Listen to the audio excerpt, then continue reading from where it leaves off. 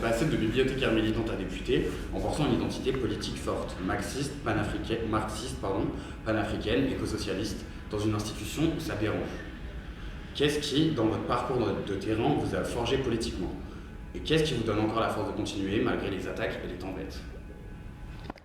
Alors, il y a beaucoup de choses dans mon engagement militant qui m'ont donné une boussole politique qui permet que je sache en fait pourquoi je suis là et pourquoi c'est important d'être là et pourquoi c'est important de mener ces batailles-là. C'est en fait les gens que j'ai rencontrés et qui m'ont fait découvrir des auteurs, des histoires, des analyses politiques marxistes, de gauche, de la vraie gauche. Et aussi le fait, dans ce cadre politique, d'être impliqué dans des mouvements, le mouvement altermondialiste, le mouvement anti-guerre, le mouvement antiraciste. Et donc, cette expérience aussi du fait que, en fait, quand les gens se mobilisent et quand on est suffisamment nombreux, en fait, on crée du rapport de force. Et c'est ça aussi qui permet de faire avancer les idées, changer les rapports de force et peut-être changer même le monde dans l'histoire, c'est ce qu'on a vu. Donc j'allais dire que c'est un peu, voilà, c'est cette expérience-là d'engagement de terrain qui a forgé ma vision politique. Et qui me convainc d'autant plus de continuer à me battre ici, parce que l'expérience de député m'a montré à quel point il y avait besoin de changer les choses de la cave au grenier, en profondeur et structurellement. Merci beaucoup. Alors, là, on va parler de la situation politique actuelle en France. Comment est-ce que vous l'analysez? Vous avez parlé d'une minorité présidentielle fébrile. Que diriez-vous à ceux qui défendent encore le macronisme comme une troisième voie? Et est-ce qu'on assiste à un effondrement démocratique ou juste à une énième crise institutionnelle? Je crois qu'on est dans une situation très grave parce qu'aujourd'hui, nous ne faisons pas face à ce qui est la véritable menace existentielle de l'humanité tout entière, c'est-à-dire le dérèglement climatique, qui nécessiterait que l'on mette toute notre intelligence, toutes nos ressources, qui sont nombreuses. L'humanité n'a jamais produit autant de richesses, de connaissances dans son histoire. Et tout cela pourrait permettre en fait que nous adaptions et nous changions la société et son fonctionnement pour pouvoir faire face au dérèglement climatique qui a commencé et qui va aller à s'accélérer. Nous avons les moyens en fait de pouvoir faire en sorte d'atténuer les effets, en tout cas de préserver l'écosystème qui fait que la vie humaine est possible. Alors qu'il y a ce défi-là qui est à la fois énorme et en même temps qui est un défi générationnel, intellectuel et qui surtout avec les ressources qu'on a en fait, est aussi un grand défi d'intelligence collective. En fait, les dirigeants, actuellement, ils font tout le contraire. Aujourd'hui, les milliards qu'il faudrait mettre justement dans la bifurcation écologique, ils sont prévus pour faire la guerre, pour produire des armes. Aujourd'hui, au niveau de l'Union européenne, qui pendant des décennies a imposé l'austérité, c'est-à-dire en fait, de faire des coupes dans les budgets sociaux, dans les besoins essentiels des gens, explique que, en fait, on va pouvoir faire une exception pour produire des armes et vendre des armes. Et en fait, on est dans cette crise du système dans son ensemble, justement, qui fait tout le contraire et qui nous emmène dans le mur avec cette politique. Donc oui, je crois qu'on est là-dedans, et la France, qui est une puissance au niveau international, la 6e ou la 7e puissance économique mondiale, la 2e puissance au niveau de l'Union européenne, a une responsabilité extrêmement importante dans ce qui se joue et n'est absolument pas à la hauteur, puisque depuis 7 ans, on est justement dans ce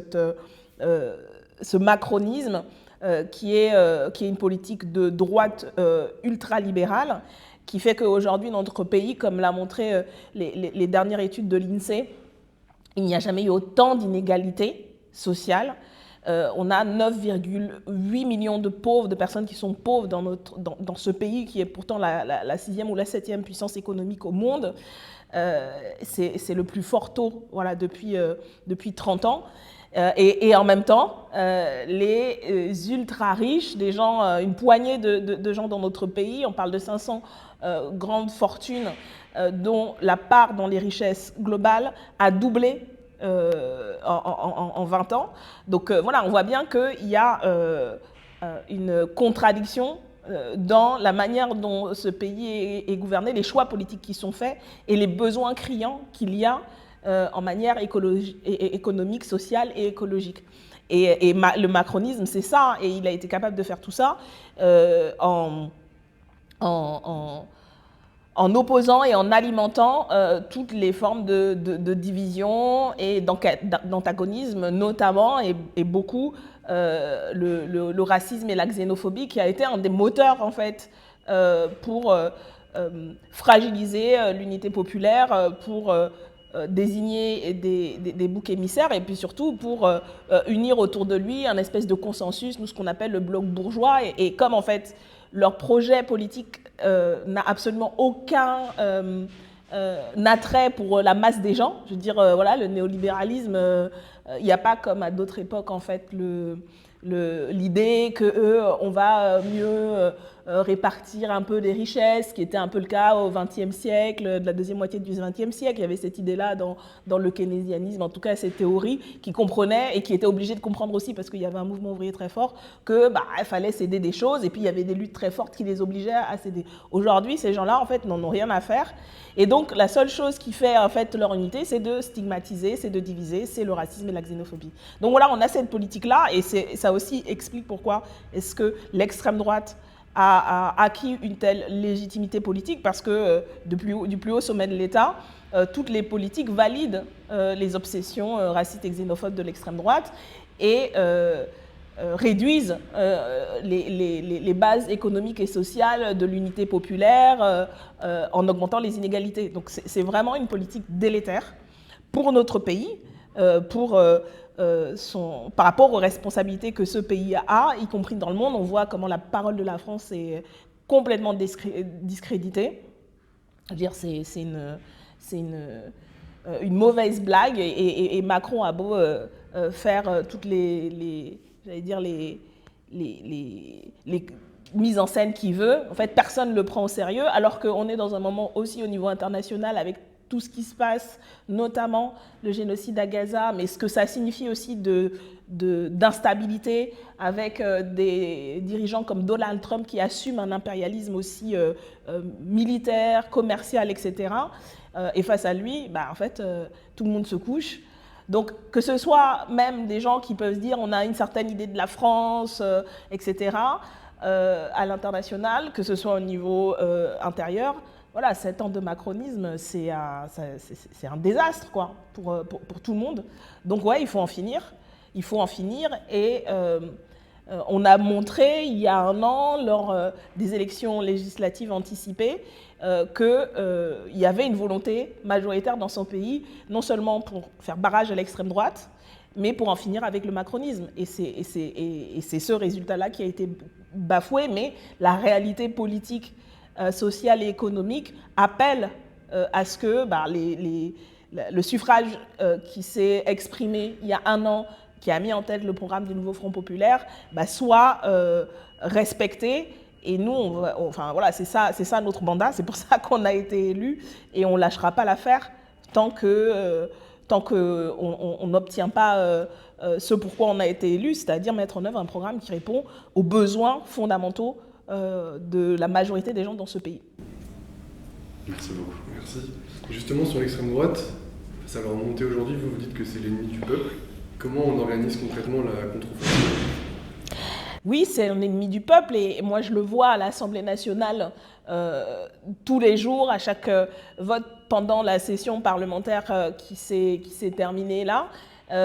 C'est eux qui votaient en fait les textes des macronistes qui étaient absolument pas là. On ne sait même pas pourquoi ils ont été candidats. Ils étaient absents sur quasiment tous les textes. Et c'était l'extrême droite en fait qui a permis que les textes macronistes les plus antisociaux, les plus antidémocratiques, les plus xénophobes aussi passent. Parce que c'est eux qui sont mobilisés. C'est vraiment l'assurance vie du système, et on a vu à chaque fois, c'est eux qui ont permis que Bayrou reste au pouvoir alors qu'il est complètement illégitime. Personne n'a voté pour avoir la personne, mais surtout le programme de Bayrou, et c'est le soutien de l'extrême droite, du Rassemblement national, qui a permis que Bayrou reste. Et puis, bien sûr, leur idéologie, qui est une idéologie fondamentalement raciste, parce qu'ils ont cette vision-là suprémaciste de la société, de ce qui est l'ordre social, bien sûr de domination, avec tout, y compris tous les éléments de domination de genre, racial, etc., qui est l'antithèse, pour moi, du projet républicain, de l'idée même portée par ceux qui se sont battus pour obtenir, pour que les droits et libertés qu'on a aujourd'hui, en fait, soient des droits et libertés universelles. Donc voilà, c'est vraiment l'ennemi de tout ce qu'on peut porter quand on se dit républicain, quand on se dit encore plus de gauche. Et la première chose, c'est d'abord de dire ça, en fait, de dénoncer l'extrême droite pour ce qu'elle est, anti-républicaine, antisociale, raciste et xénophobe, et pas lâcher là-dessus. Et que ce soit à l'Assemblée face au Rassemblement national, mais aussi dans les médias, parce qu'aujourd'hui, on a, par exemple, dans les médias, des propriétaires des médias qui assument de mener une stratégie médiatique au service de l'extrême droite, au service des idées d'extrême droite. Donc, être clair et dire les termes, en fait, dénoncer les politiques racistes et xénophobes, dénoncer tout ce qui concourt aussi à normaliser, à trouver que c'est normal, et c'est ce qu'a fait pendant 7 ans Macron, en fait, à légitimer toutes les obsessions xénophobes de l'extrême droite, à légitimer et à mettre en œuvre des politiques contre les personnes étrangères, parce que c'est même plus juste les immigrés ou même les immigrés clandestins. On en arrive aujourd'hui à remettre en cause le droit du sol, on en arrive à remettre en cause les droits et libertés de personnes étrangères qui vivent en France depuis des décennies, etc. Même si je pense que par ailleurs, les personnes sans papier sont sans papier parce qu'on a voulu qu'elles soient sans papier, elles devraient avoir le droit d'être sans papier, mais même des étrangers qui ont toutes les conditions pour être en France et qui jusque-là vivaient, travaillaient, construisaient ce pays, se retrouvent aujourd'hui dans des situations d'extrême précarité parce qu'on ne leur donne pas les papiers auxquels ces personnes ont droit. Donc on a ces politiques concrètes-là, on a l'islamophobie d'État aujourd'hui qui est voilà, le slogan, le cri de ralliement du ministre de l'Intérieur qui va stigmatiser, qui va cibler les femmes, notamment musulmanes, et celles qui portent le voile en particulier. Enfin voilà, on a ce sont ces politiques-là concrètes, ces discours-là, du bloc gouvernemental, du bloc macroniste, que nous on appelle le bloc bourgeois, parce qu'en fait c'est plus juste les macronistes. Vous avez vu comment la fusion s'est faite avec ce qui était avant la droite dite gaulliste, républicaine. Ils n'ont plus rien de gaulliste, ces gens-là. Ils ont tout voilà, balancé par-dessus bord. Et voilà, cette fusion-là du bloc bourgeois, c'est ça aussi, et je pense que c'est important de voir et d'identifier l'extrême droite dans ce qu'elle est, la forme politique et institutionnelle du Rassemblement national et tous ses satellites, mais voir aussi comment ce qui permet à l'extrême droite d'avoir cet écho-là dans la société, ce sont toutes les politiques qui sont mises en œuvre par la Macronie. Donc c'est important de toujours avoir en tête ça, et je pense que la question de la lutte antiraciste est un élément clé aussi pour battre l'extrême droite, parce que ce n'est pas en mettant sous le tapis justement ce sujet-là qu'on fait reculer ces idées, c'est en se confrontant, c'est en dénonçant l'islamophobie et toutes les formes qu'elle prend, et c'est en se battant aux côtés de celles et ceux qui sont victimes au quotidien de ces politiques, par les discriminations, par la violence aussi raciste, et pas lâcher là-dessus. Je pense que ça, c'est un élément central de la lutte contre l'extrême droite et de la lutte antifasciste en général. Merci pour votre réponse. On va parler de Gaza. Quelle doit être la position de la France dans un monde en feu face à des génocides qu'on voit en direct ? D'abord, au-delà de la position de la France, je pense que depuis bientôt 2 ans, chaque être humain, quelle que soit son appartenance nationale, ses croyances religieuses ou ses non-croyances, ses dispositions philosophiques, chaque être humain qui, chaque jour, voit ce qui se passe en direct, ne peut rester insensible. Et je pense que c'est ce qui s'exprime largement, majoritairement, depuis des mois, dans des manifestations, dans des expressions populaires à travers le monde entier. C'est le refus d'accepter d'être les témoins impuissants d'un massacre en direct, d'un génocide en direct. Et je crois que ça, c'est le sentiment individuel et collectif qui est porté très largement aujourd'hui en France et au-delà. Et la France a une responsabilité. Ce n'est pas simplement ce qu'elle doit faire, ce qu'elle doit arrêter de faire, c'est être complice. Parce que la France est aujourd'hui complice d'un génocide en cours. La France continue à envoyer du matériel militaire qui sert aujourd'hui au massacre des Palestiniens et des Palestiniennes par dizaines de milliers, au-delà des chiffres qu'on entend de 50, 60 000, en vérité, on le sait, sont très sous-estimés. On est au-delà de ça. Les 2/3, ce sont des femmes et des enfants. Aujourd'hui, à Gaza, il y a la plus grande population d'enfants amputés au monde. Et la France est complice de ça. Et je pense qu'il faudra un jour rendre des comptes. La question de la justice, s'il y a une justice internationale, y compris des responsables français, devront rendre des comptes devant l'histoire et devant la justice de ça. Donc, cessez d'armer Israël, cessez de permettre que des bateaux accostent dans les ports français ou des avions atterrissent dans des ports français qui sont chargés de matériel qui participe au génocide. Nous sommes directement complices de ce qui se passe. Ensuite, il y a les actes de soutien et de solidarité au peuple palestinien. La première chose à faire, comme l'ont fait aujourd'hui un grand nombre de pays dans le monde et plusieurs pays européens, c'est de reconnaître l'État de Palestine. Il suffit que Emmanuel Macron, qui en a beaucoup parlé, passe aux actes, et c'est fait. Ça a été fait dernièrement encore par l'Espagne, par l'Irlande. C'est fait par, encore une fois, je crois, une majorité de pays aujourd'hui dans le monde. La France peut et doit le faire, parce que ce serait un acte concret pour dire nous sommes pas seulement, au-delà du soutien au peuple palestinien, à leur droit à l'autodétermination, c'est aussi défendre le droit international. Parce que, encore une fois, ce qui est piétiné à Gaza, en plus des dizaines de milliers de morts, de la destruction de Gaza, de l'écosystème, parce qu'il y a aussi une dimension d'annihilation dans le processus génocidaire en cours, c'est les conditions même de la vie à Gaza qui sont remis en cause et qui sont systématiquement ciblés par l'armée israélienne, par le gouvernement d'extrême droite de Netanyahou. Et ça fait partie d'ailleurs des critères de l'intention génocidaire et de ce qui constitue précisément un génocide.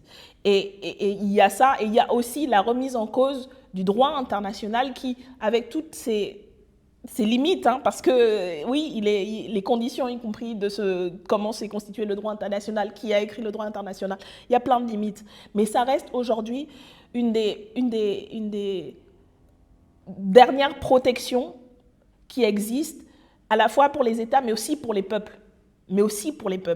Et ce qui se passe à Gaza, c'est aussi le risque d'un effondrement, justement, de ces garanties et ce cadre international qui permet encore aujourd'hui une forme de coexistence relativement pacifique. Je dis relativement pacifique parce qu'il y a des conflits, il y a des guerres, il y a des peuples qui sont encore opprimés au-delà de la Palestine. Mais voilà, c'est ça qui est fondamental. Et ça met en danger tout le monde, y compris en France, y compris les Français et les Françaises, même si nous ne sommes pas directement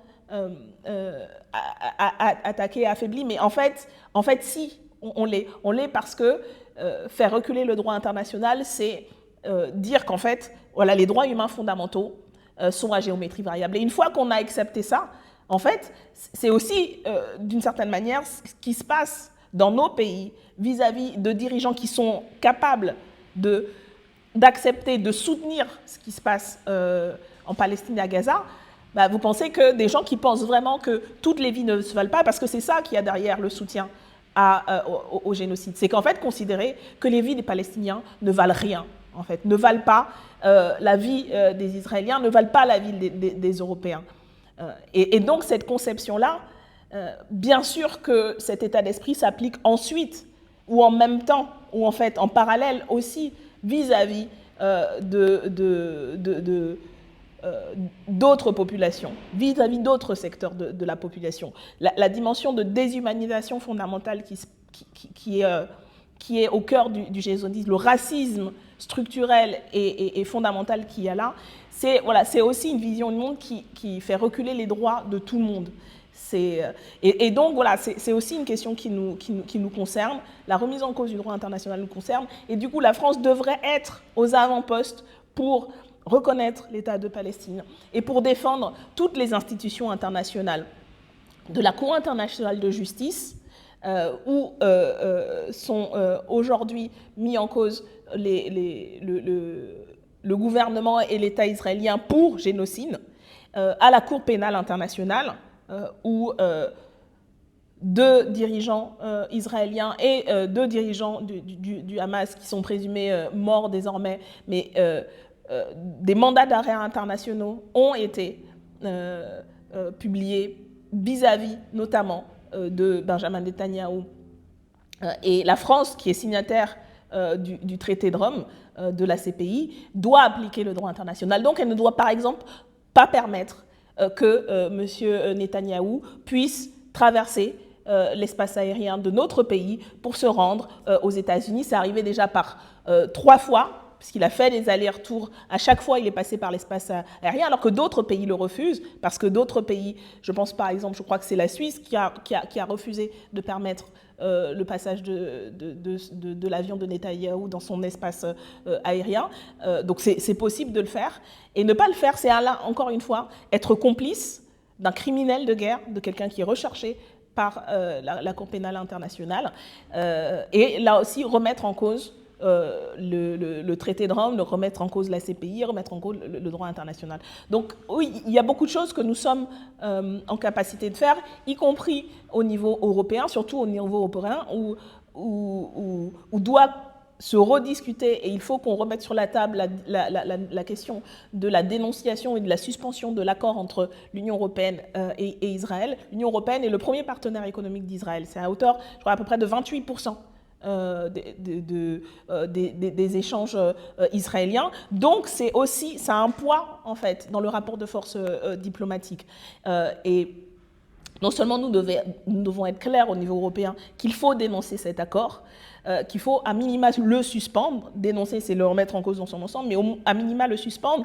Et il y a plusieurs niveaux et il y a des sanctions qui doivent être prises. Pas sur 1 ou 2 personnes, 1 ou 2 colons extrémistes, mais remettre en cause déjà la colonisation dans son ensemble, qui est un des éléments de la politique israélienne dans les territoires occupés palestiniens, et avoir des sanctions contre le gouvernement, comme ça a été le cas dans l'histoire des luttes de solidarité avec les peuples opprimés, par exemple en Afrique du Sud. Alors les États, bien évidemment, n'étaient pas à l'initiative de ces mouvements de solidarité, de boycott, de sanctions. Ce sont les peuples qui se sont saisis, et ça a participé du rapport de force. Mais aujourd'hui, on célèbre l'Afrique du Sud libérée de l'apartheid.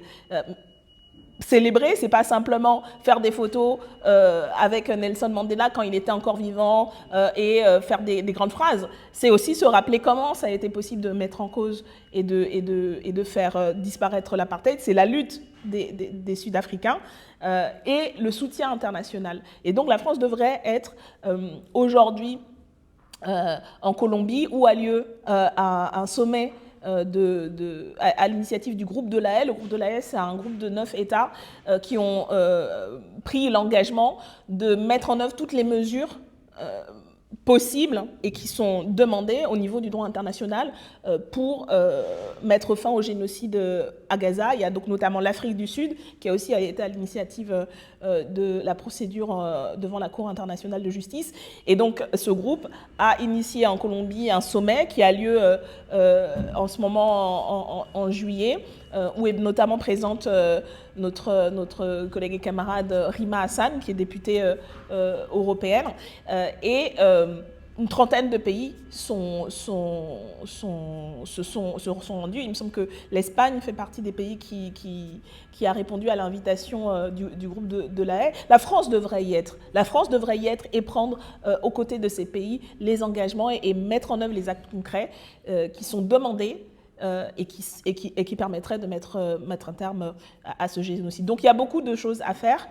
Et malheureusement, notre pays, par la voix d'Emmanuel Macron, fait tout le contraire et participe et est directement complice de ce qu'il y a. Et ça, je pense que ça devrait mettre en colère et renforcer la détermination de se débarrasser de gens qui nous représentent si mal et font tant de mal, y compris au niveau international,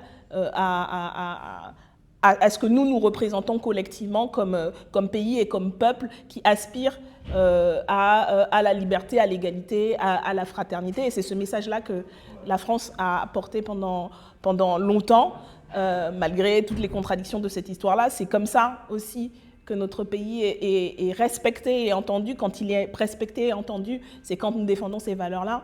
Et donc, il faut en finir aussi avec ces gens qui piétinent ainsi notre parole et qui la décrédibilisent en étant complices des plus graves crimes qui puissent exister vis-à-vis des peuples et vis-à-vis de l'humanité, comme le crime de génocide.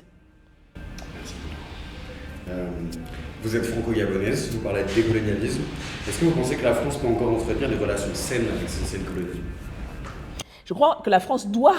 C'est pas que elle peut et elle doit, oui, parce que justement il y a une histoire, une responsabilité devant l'histoire et puis surtout vis-à-vis de l'avenir.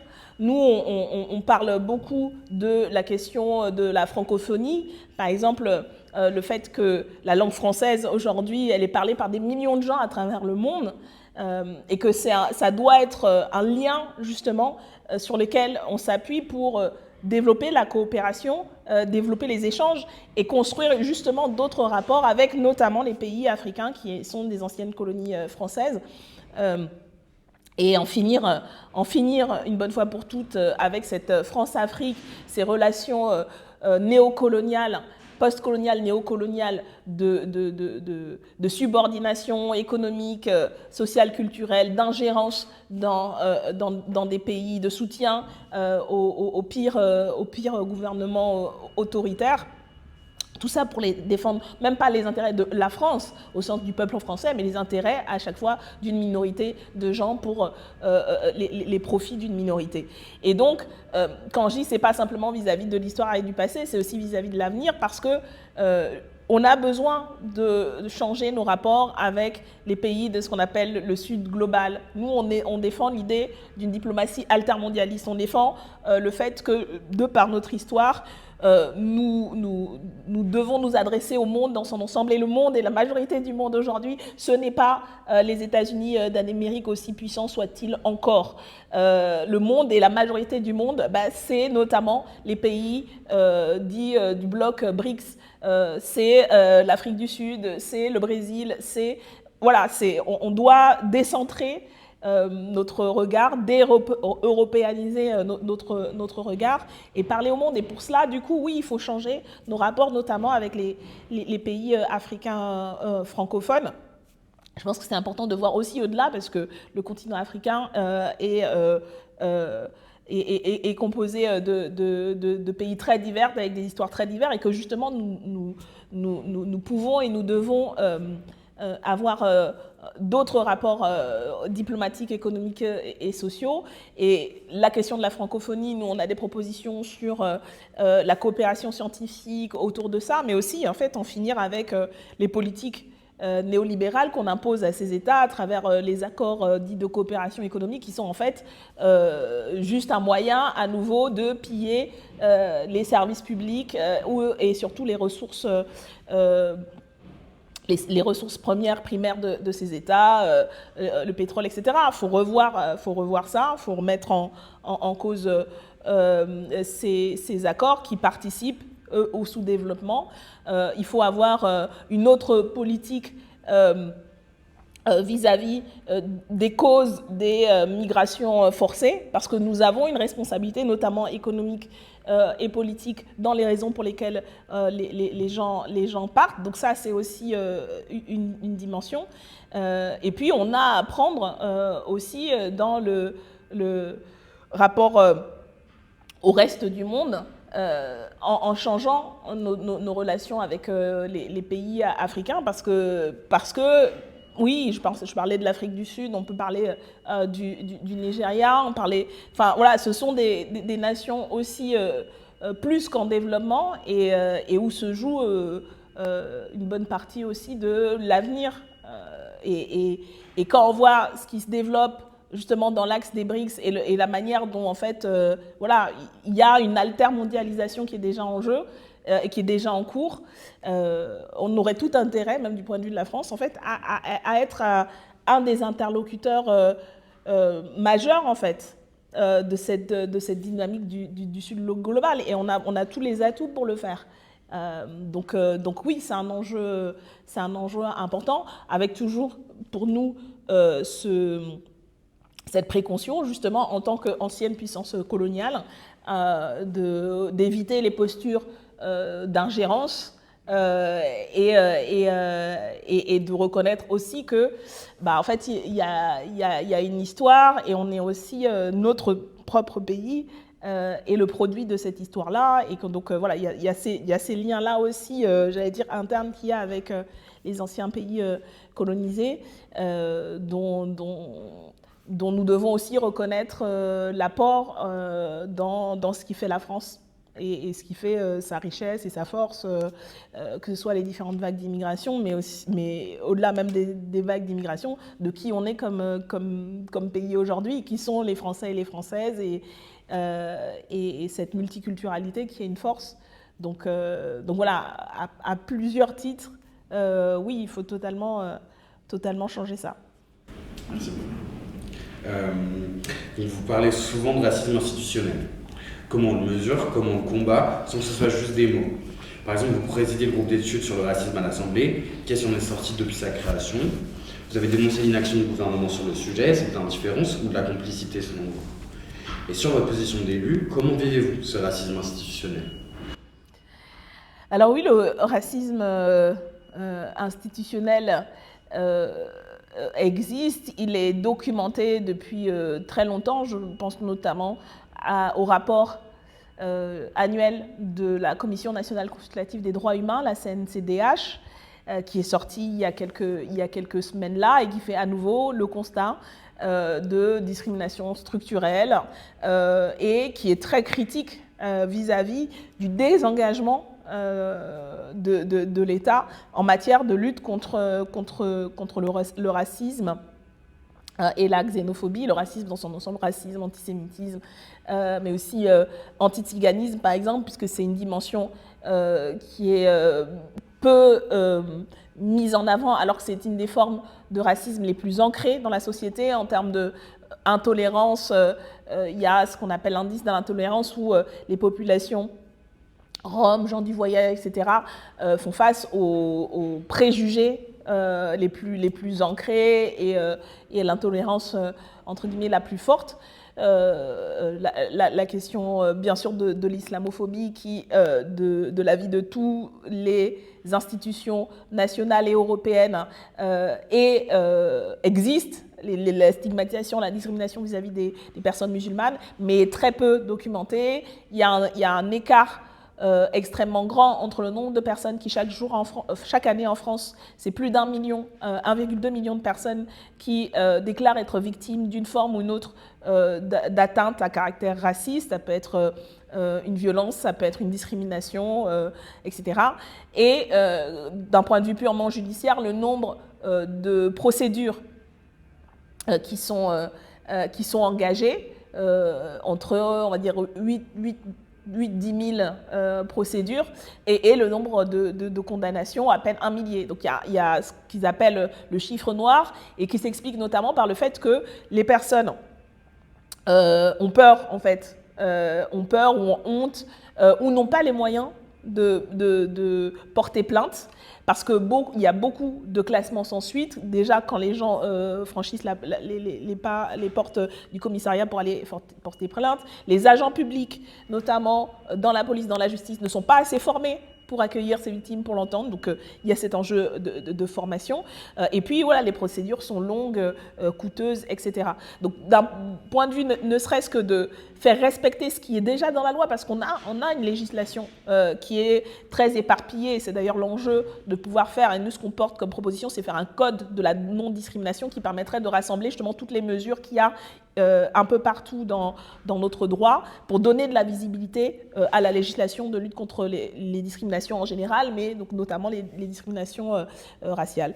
Mais donc il y a cet enjeu de sanctionner les actes racistes qui ne le sont pas. Vous avez vu le décalage entre le nombre de personnes qui déclarent être victimes et le nombre de condamnations. Et puis surtout, il y a tout le travail de prévention, parce que pour nous, l'enjeu, c'est pas justement d'attendre que les gens soient victimes et de les laisser sans réparer le préjudice qu'elles subissent, mais de faire en sorte justement qu'on déconstruise. Et pour ça, déjà, il faut que les institutions aient conscience qu'il y a des mécanismes. Et donc la question de pourquoi on parle de racisme systémique ou structurel, pourquoi par exemple le Défenseur des droits, en 2018, a fait cette étude qui parle de discrimination structurelle liée à l'origine.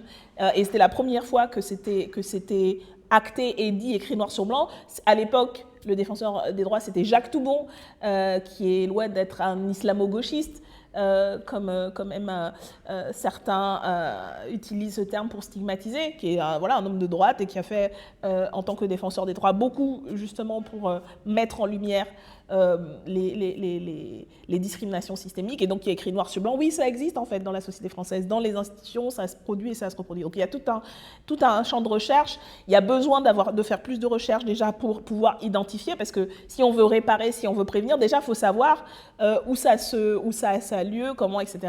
Il y a une demande que nous on soutient de la Défenseur des droits, qui est aujourd'hui Claire Hédon, qui était déjà portée par ses prédécesseurs, d'avoir un observatoire justement avec des chercheurs qui permettraient d'affiner, de faire de la recherche. Donc il y a beaucoup de choses à faire en matière de lutte contre le racisme sous toutes ses formes, et faire reculer les discriminations et prévenir les discriminations et prévenir les actes racistes. Mais pour autant, il faut déjà avoir des responsables politiques, des responsables au gouvernement qui ont conscience de ça, qui reconnaissent qu'il y a un problème, ce qui n'est absolument pas le cas. Et puis surtout, il ne faut pas avoir des politiques qui font partie du problème. Or, depuis 7 ans, le gouvernement fait partie du problème, puisqu'il produit et reproduit, je l'ai dit tout à l'heure, des politiques discriminantes, des politiques racistes, des politiques xénophobes.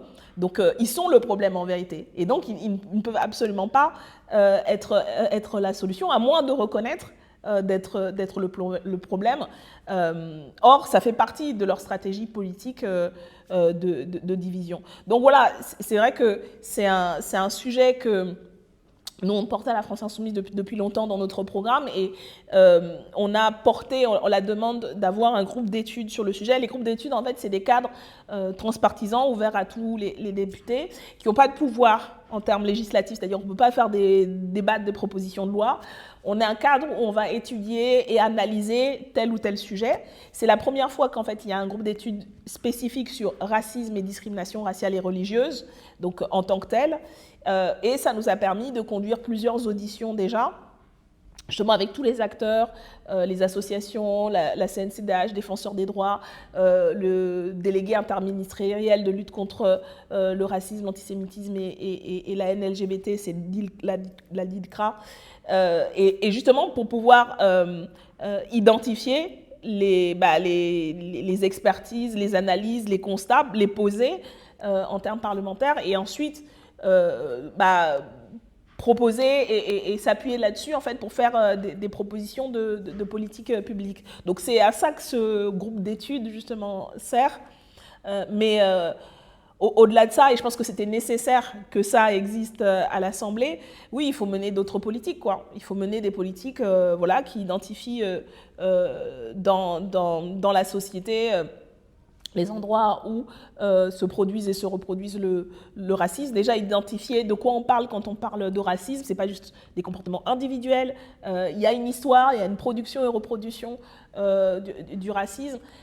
Quand on dit, par exemple, j'allais dire médiatiquement, ce qui a eu beaucoup de visibilité ces dernières années, c'était la question du racisme et des violences policières, avec notamment les contrôles aux faciès, qui là aussi ont été documentés depuis des années. Il y a des mesures qui sont proposées depuis des années par les associations, les collectifs de victimes, comme le récépissé de contrôle d'identité. C'est un exemple, mais voilà, il y a plein de mesures. Il y a la question de la formation des agents publics, dont les agents de policiers. Il y a plein de choses qu'on pourrait mettre en place si on avait une vraie politique, si on avait des responsables politiques qui voulaient vraiment lutter contre le racisme. Mais en vérité, moi je crois qu'ils ne le veulent pas parce que c'est un outil politique. Le racisme il sert justement à diviser et à permettre et à légitimer, y compris la surexploitation d'une partie de la population.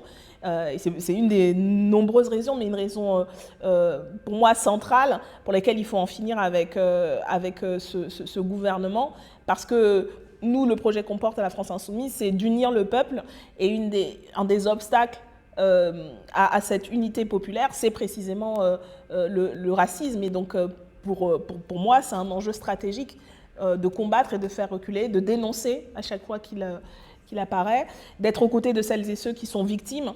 Il y a aujourd'hui beaucoup d'associations qui font ce travail-là d'accompagnement des victimes, d'explication, de formation, et donc il faut vraiment s'impliquer et se saisir de tout le travail qui a été fait par ces associations, leur donner de la force aussi, parce que justement, elles ne sont pas suffisamment soutenues. En tout cas, elles font le constat, moi je les ai auditionnées, que en fait, il n'y a pas les moyens suffisants par rapport aux problèmes.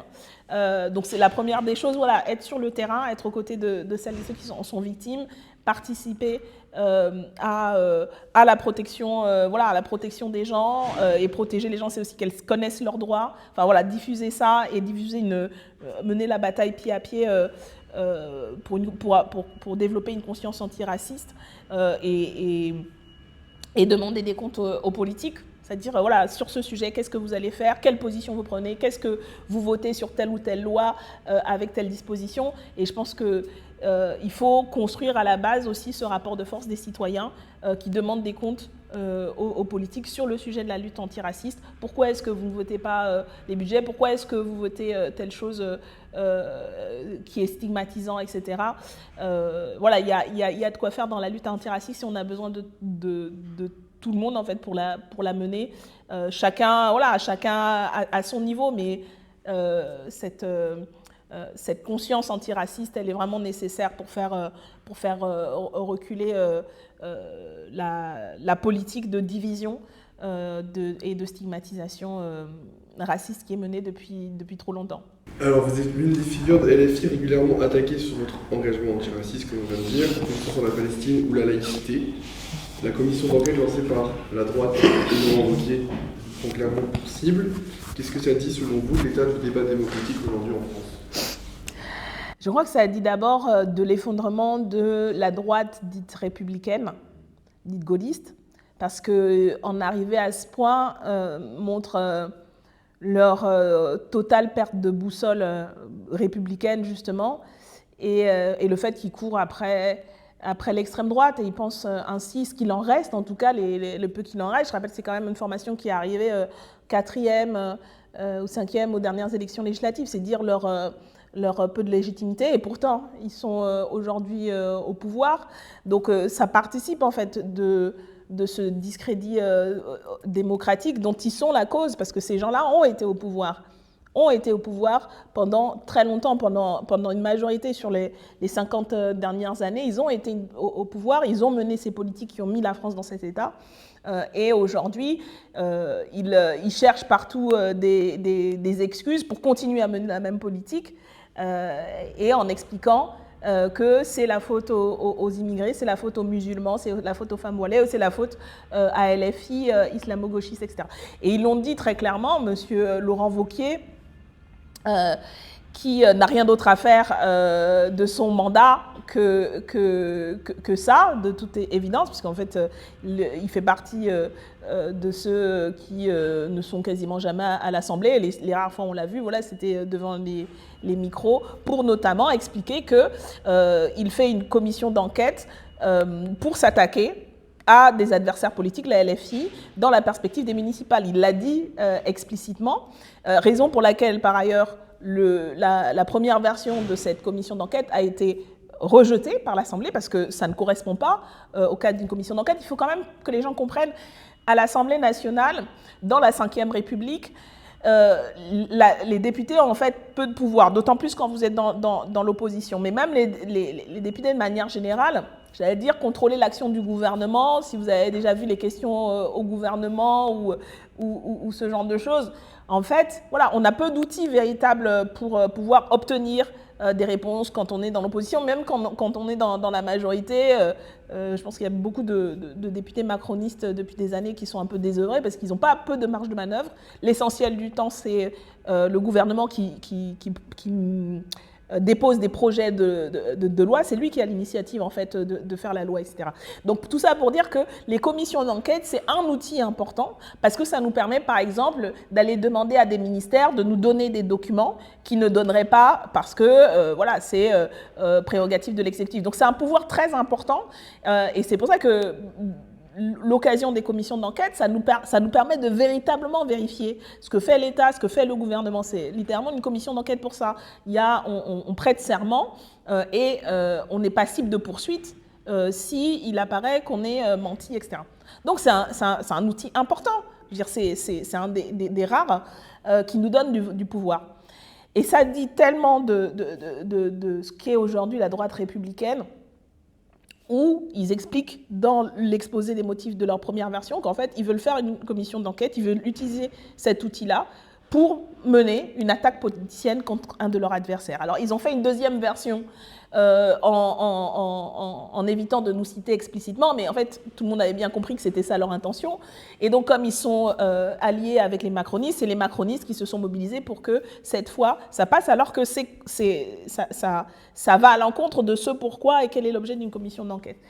Écoutez, nous, ayant fait ce constat-là et dénonçant cela, parce qu'encore une fois, c'est une manière de dévaloriser et de décrédibiliser le pouvoir parlementaire, on a décidé de se saisir de ce sujet pour effectivement demander des comptes, parce que les termes qui sont ceux du périmètre de cette commission d'enquête, donc qui est censée viser à faire la lumière sur les liens qu'il y aurait entre des mouvements politiques et des organisations liées à l'idéologie islamiste ou des organisations terroristes, eh bien, il y a de quoi faire, effectivement, sur ce sujet-là, quand on pense à un certain nombre d'affaires qui sont apparues, y compris dans la presse et au niveau judiciaire, même si on peut pas être sur le même périmètre, mais il y aurait beaucoup de responsables politiques passés et présents à interroger sur leurs propres liens avec des organisations terroristes, sur plusieurs députés d'extrême droite qui se retrouvent sur des groupes Facebook qui sont ceux d'organisations qui ont tenté de commettre des attentats de l'extrême droite, tel autre membre d'une organisation d'extrême droite qui a été l'intermédiaire d'un grand groupe français qui a fait des accords avec Daesh au Moyen-Orient, telle organisation ou responsable politique, membre d'une organisation dont le président a été mis en cause dans ses liens avec tel gouvernement, Kadhafi, etc. Il y a beaucoup de sujets. Et donc nous, on a préparé, par exemple, une liste d'auditions qu'on va demander à pouvoir avoir, justement, où on liste tout ça, parce qu'effectivement, il y a beaucoup de gens qui passent leur temps à inciter, à stigmatiser, à pointer du doigt, qui ont par ailleurs des liens économiques, des liens diplomatiques avec des États, des mouvements qui sont accusés de commettre des actes de terrorisme. Donc nous, on prend la balle au bond et on va exiger, demander et faire en sorte que toute la lumière soit faite là-dessus. Et on ne lâchera pas et on ne se fera pas intimider par des gens qui passent leur temps, en fait, à alimenter et à produire du racisme et de l'islamophobie, parce que derrière, en fait, ils nous visent. Pourquoi? Parce que nous sommes la force politique qui, aujourd'hui, assume de dénoncer l'islamophobie, qui refuse que nos concitoyens et concitoyennes de confession musulmane soient désignés comme des boucs émissaires. Et oui, donc, du coup, qui nous battons contre cette forme de racisme, comme nous nous battons contre toutes les formes de racisme. Mais comme ces gens-là utilisent l'islamophobie, utilisent le racisme et font depuis des années cet amalgame inacceptable entre musulmans, intégristes, islamistes, terroristes, ça fait partie justement du discours islamophobe typique. Pour eux, défendre les musulmans, c'est être islamiste. Et ça fait partie précisément justement de cette rhétorique raciste que nous allons dénoncer. Et donc, ils croient nous intimider. Au contraire, ce sera l'occasion aussi de dénoncer l'ensemble des amalgames qui sont faits depuis trop d'années et d'encourager le plus grand nombre possible à se saisir aussi des occasions électorales pour aller demander des comptes à ces gens-là sur la base de ce que nous mettrons sur la table dans le débat de cette commission d'enquête, aller demander des comptes au Rassemblement national sur ces liens avec des organisations ou des gouvernements étrangers qui financent le terrorisme, aller demander des comptes à la droite républicaine qui a été au pouvoir et qui a permis les accords avec tel gouvernement qui finance le terrorisme, aller demander des comptes à ces gens-là et leur demander des comptes sur la campagne extrêmement raciste et islamophobe à laquelle ils participent dans cette commission d'enquête. Donc, qu'ils se préparent à devoir rendre des comptes, eux, sur à la fois leur compromission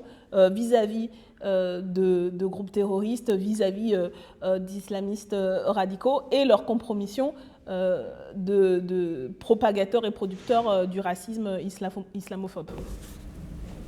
Merci infiniment. Il nous reste 3 questions. Celle-ci, elle est sur l'écologie. Vous dites qu'on ne sauvera pas la planète sans casser le système. Concrètement, c'est quoi une bifurcation éco-socialiste réussie? Et est-ce qu'on peut encore parler aux classes populaires sans les culpabiliser? D'abord, je crois que c'est une nécessité. Comme je le disais, le changement climatique est en cours. Ça fait des décennies que des chercheurs et des scientifiques, depuis le siècle dernier en fait, ont identifié ce qui était en train de se produire. Alerte, les gouvernements, les uns après les autres, ont sans cesse refusé d'entendre. Il a fallu les mobilisations citoyennes pour que le sujet devienne un sujet politique jugé légitime.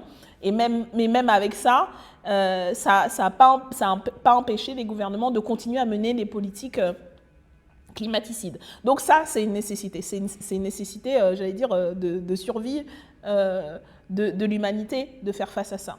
La question, c'est justement comment on fait face à ça et comment on se donne les moyens pour que ce changement du fonctionnement de la société, pour nous adapter à ce qui est en cours, se fasse le plus démocratiquement possible, c'est-à-dire faire en sorte que, oui, en fait, les gens soient à la fois consultés, parce que dans plein de domaines, en fait, ce sont les travailleurs et les travailleuses, que ce soit de l'agriculture à l'industrie, qui savent comment on fait pour changer les outils, pour transformer leur propre industrie, parce qu'ils sont experts et expertes de leur domaine et ils vont pouvoir dire quelles sont les meilleures manières de faire. Donc, la dimension, pour moi, démocratique de cette bifurcation écologique, elle est à la base À la base, moi je crois vraiment que ce sont les travailleurs et travailleuses qui savent le mieux comment qui font fonctionner la société et qui savent comment faire pour faire mieux en gaspillant moins, etc. Donc cette dimension-là, pour moi, elle est fondamentale. C'est pour ça que ce n'est pas de la culpabilisation, c'est comment est-ce qu'on donne le pouvoir aux gens pour pouvoir participer à cette bifurcation. Et d'abord, c'est sur la production, comment on produit mieux, etc. Et ça, c'est une dimension ultra importante pour moi de la bifurcation écologique solidaire. L'écologie populaire dont on parle, c'est celle-là. Et puis, la question, c'est où est-ce qu'on prend les moyens qu'il y a pour pouvoir faire cette bifurcation-là.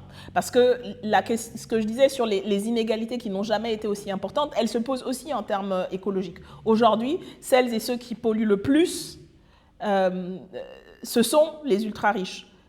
C'est les ultra-riches, en fait, qui nous coûtent très cher en termes d'inégalité sociale, mais aussi d'inégalité écologique. Et c'est vrai au niveau individuel des grandes fortunes, mais c'est vrai aussi au niveau des États. Aujourd'hui, on paye la dette écologique de toutes les grandes puissances et de leur développement industriel productiviste. C'est ça qu'on est en train de payer. Donc, il y a une question de justice climatique. Et c'est là où, justement, c'est pas... là aussi, la question sociale est importante. C'est-à-dire que quand on parle du partage des richesses, quand on dit qu'il faut taxer les riches, etc., c'est notamment pour pouvoir mener les politiques de transformation écologique, etc. Et parce que, en fait, la richesse qui est produite par une majorité et qui est accaparée par une minorité participe du dérèglement climatique et l'usage qui est fait de cette richesse-là, la production des yachts, des trucs comme ça, enfin tous ces produits-là participent donc de la bifurcation écologique. Donc là aussi, cette dimension-là de pourquoi est-ce qu'on doit répartir de manière plus équitable les richesses, diminuer les inégalités, c'est aussi diminuer les inégalités écologiques et avoir la ressource pour mettre en œuvre ces politiques écologiques et cette bifurcation écologique qui est nécessaire. Et je pense qu'en parlant comme ça et en expliquant ça, en fait, on comprend que oui, c'est pas faire subir aux gens qui en fait déjà subissent. C'est-à-dire, c'est les classes populaires qui subissent déjà le plus les effets de la pollution. Parce que c'est notamment dans les zones urbaines, celles et ceux qui vivent à côté des autoroutes, à côté du périph', etc., qui ont la pollution urbaine et sonore. C'est les personnes les plus précaires, en fait, qui vont être les premières victimes. Donc, en fait, l'injustice écologique fait déjà que c'est les plus vulnérables, c'est les travailleurs et les travailleuses qui sont les premières...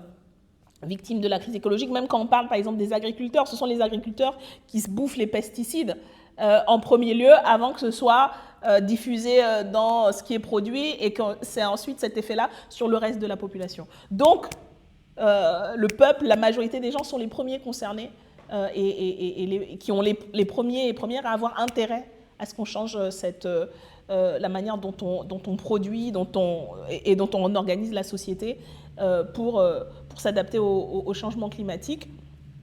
Et c'est ce travail-là que voilà, un gouvernement écologique et qui a cette conscience-là et cette stratégie doit faire comme travail d'explication et aussi sur des mesures où, par exemple, pourquoi est-ce qu'on défend le développement des transports en commun et en disant qu'on ne peut pas mettre en place une taxe sur les voitures individuelles comme les zones à faible émission, les ZFE qui ont été mis en place. Justement, ça c'est une vision individuelle et punitive, entre guillemets. J'aime pas le terme d'écologie punitive. Mais dire, si vous ne permettez pas aux gens de pouvoir se déplacer autrement qu'avec leur voiture, et notamment les catégories les plus populaires, si vous ne développez pas des vrais transports en commun, pas simplement pour aller au centre de Paris, mais pour faire le tour, par exemple, quand on parle sur Paris,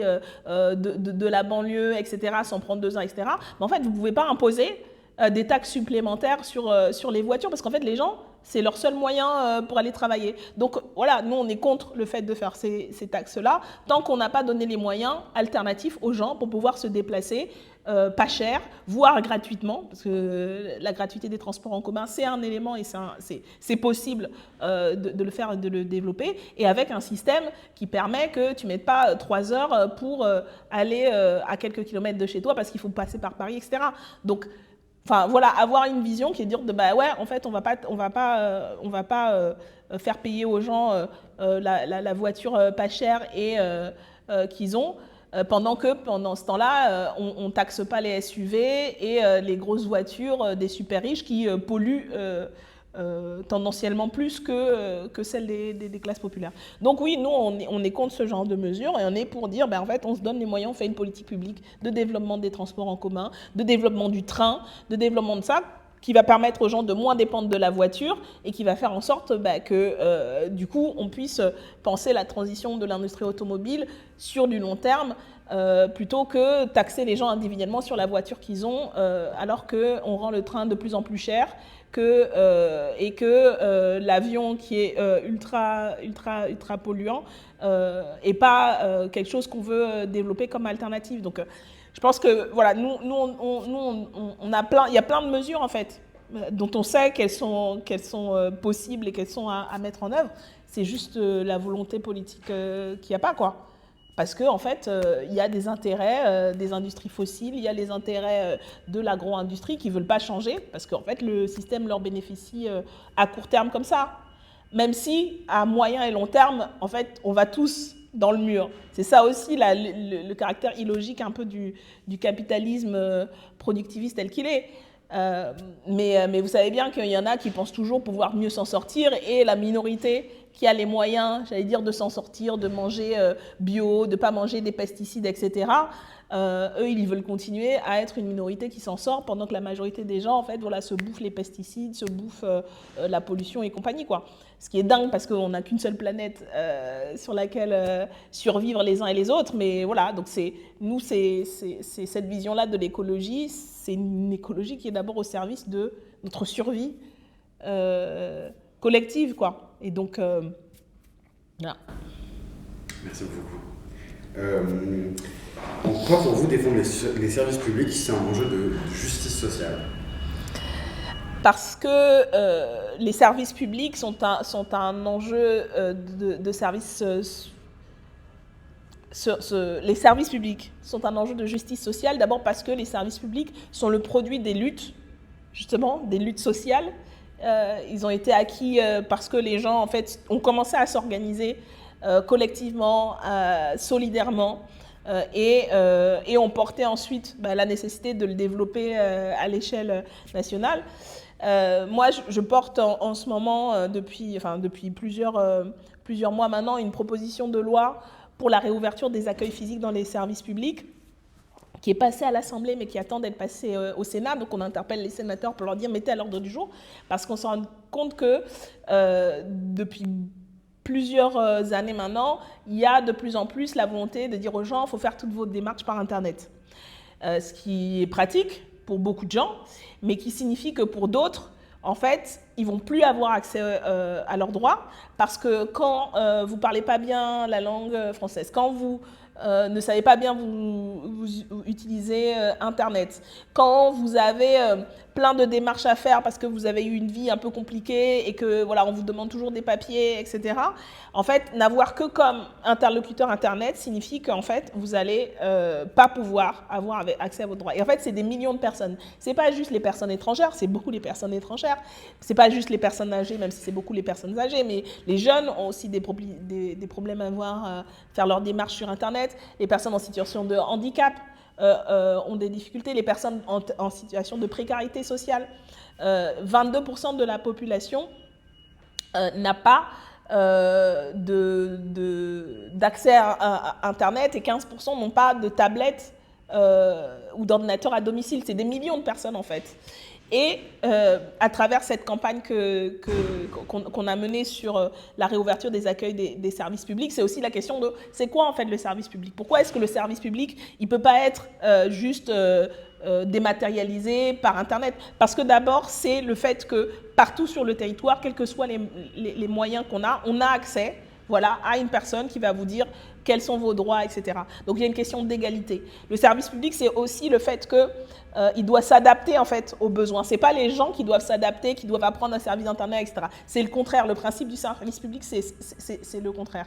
Donc il y a la question de l'égalité, il y a la question de l'adaptabilité, il y a le fait que ça doit être accessible sur tout le territoire. Et puis il y a le fait que, en fait, c'est l'expression de nos principes, en fait, les services publics. Et outre le fait que Internet ne peut pas servir à tout infiniment, parce que c'est aussi, d'un point de vue écologique, un enjeu de ressources, etc., ça pose des questions de souveraineté. Bref, la question de l'accueil physique, ça permet de parler de quel service public on a besoin, pourquoi est-ce qu'on a besoin de plus de services publics et pas moins. Et donc, il faut des agents du service public, il faut des fonctionnaires, il faut des gens formés qui connaissent leur métier et qui puissent expliquer aux gens, etc., etc. Et pour moi, voilà, c'est quelque chose de... C'est ce qui permet à la société de fonctionner. On a vu pendant la crise sanitaire du Covid à quel point, sans les services publics, en fait, on se rend vite compte que plus rien ne peut fonctionner s'il n'y a pas justement ces structures de base. Et au quotidien, ce sont les services publics qui nous permettent de nous déplacer, d'aller à l'école, de soigner, etc. Et c'est fondamental, en fait, pour la vie au quotidien des gens. Donc oui, c'est une question de justice sociale. C'est pas juste le passé, c'est à la fois le présent et c'est l'avenir. Moi, je pense que pour faire face aussi aux difficultés écologiques, à la question de tout ce qu'il va falloir faire comme travail pour adapter la société, en fait, une société, elle est plus forte, je crois, moi, si elle est plus solidaire, et si elle a des liens sociaux plus forts. Donc, ce n'est pas en amoindrissant les droits et les libertés qu'on rend la société plus forte. Au contraire, on l'affaiblit. Et les services publics, ça fait partie de cette manifestation de nos droits sociaux et économiques, et donc de ce qui rend une société plus solidaire. Et c'est ce qui fait qu'on peut faire face plus aux difficultés, parce qu'on a ces formes-là d'organisation sociale collective, parce qu'on a socialisé tout un ensemble de choses. Donc c'est tout ça que ça signifie les services publics. C'est ce qu'on dit, la formule, c'est le patrimoine de celles et ceux qui n'en ont pas. C'est vraiment notre bien commun, nos biens communs. Et donc il faut non seulement défendre ça, mais faire en sorte qu'il y en ait plus, qu'il y en ait sur la petite enfance, qu'il y en ait pour le grand âge, pour la dépendance. Enfin, voilà, il y a plein de domaines encore qu'on peut développer en matière de services publics et qu'on a besoin de développer en matière de services publics.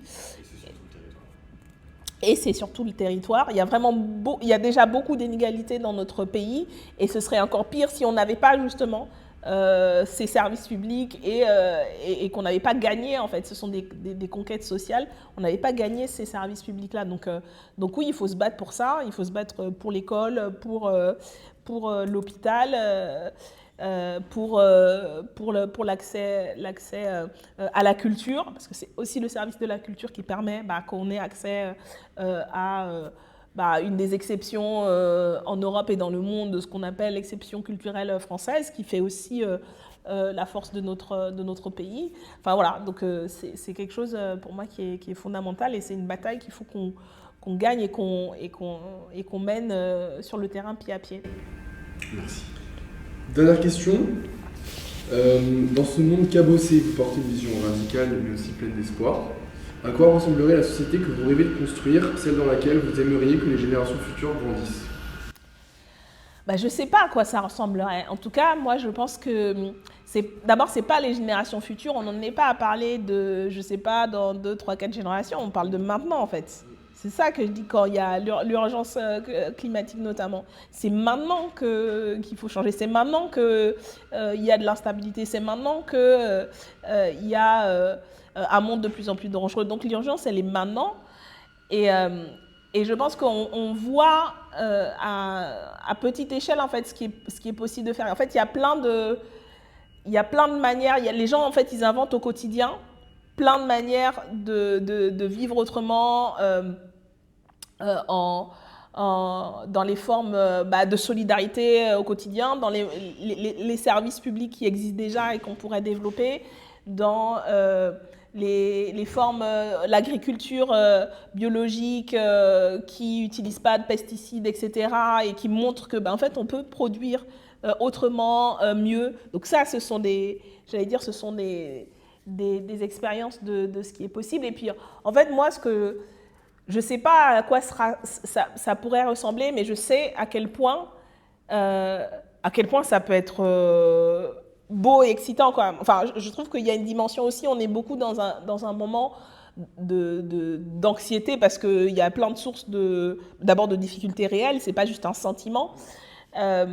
Mais la perspective justement qu'on ouvre et qu'on montre, quand on dit un autre monde est possible, quand nous on parle de l'avenir en commun, c'est aussi la perspective de quelque chose qui met en mouvement l'intelligence collective, qui met en mouvement les idées, qui met en mouvement en fait qui est quelque chose auquel on peut faire aspirer en fait des millions de gens, de construire, de participer à construire, de réfléchir à voilà comment est-ce qu'on change notre manière. Et donc il y a plein d'enthousiasme et d'idées et de créativité qui est possible.